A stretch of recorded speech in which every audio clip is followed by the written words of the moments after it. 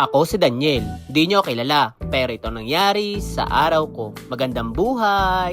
Maaga nga lang din pala akong nagising at naghilamos lang ako at nagtoothbrush. Medyo kakaiba pa rin kasi yung boses ko at may sipon at ubo pa rin ako. Kahit kasi anong inumin kong gamot, hindi pa rin siya nawawala. Bago din pala muna ako mag-asikaso dito sa bahay, nag-skincare lang din muna pala ako. Naglagay din muna ako ng rejuvenating na lagi kong araw-araw talagang nilalagay. Nag-apply na rin pala ako ng sunblock at protection sa araw, lalo na pag lumalabas ako. Kahit pa kasi sabihin natin na napakalakas ng hangin at napakalamig pero sobrang init pa rin. Dito na lang din pala muna ako nag-exercise sa likod ng bahay namin. Hindi na rin pala ako nakapag-video nung bumili ako ng maiulam namin. Nagluto lang din pala ako ng bulang lang na munggo. Lagyan ko na lang din siya ng ilang pirasong gulay. Binilang ko na rin pala ang jowa ko ng ilang pirasong pork chop at pinrito ko na lang. Nasa alauna na rin kasi ng hapon nang ako'y pumunta sa palengke at halos wala ng tindang maiulam. Nasa halos 1 PM at 2 PM na rin kasi ako namimili ng maiulam namin. Kaya talaga naman pag lumabas ka ay sobrang napakatindi ng init at katanghalian. Pasensya na rin pala kayo dito sa patungan ng lutuan ko at nayapakan ko kasi yung nakaran at nabasag. Pagkatapos ko din pala mag-asikaso ng maiulam namin, tinawag ko na yung jowa ko at sabi ko'y kumain na kami.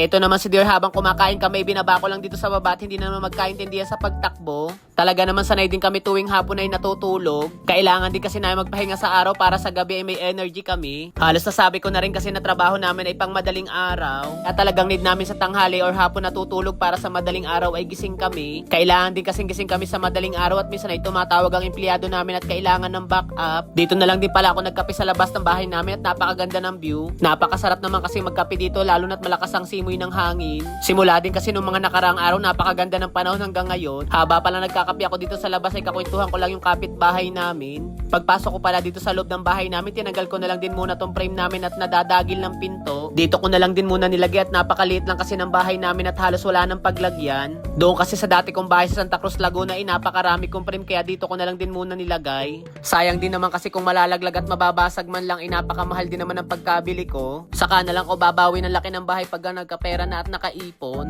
Buti na nga lang dito sa dati kong bahay at ang ibang gamit ay ibininta ko na lang din sa nakabili ng bahay namin. Talaga naman kahit daling ko dito sa bago kong bahay hindi magkakasya, lalo na yung mga drawer. Kaya talagang sinikap ko nung bininta ko yung bahay ko ay pinasama ko na yung mga gamit sa pagkabili. Pagkapunta ko lang din pala dito sa business ko ay may inabot sa akin ay sa empleyado ko at pa-Christmas daw niya sa akin.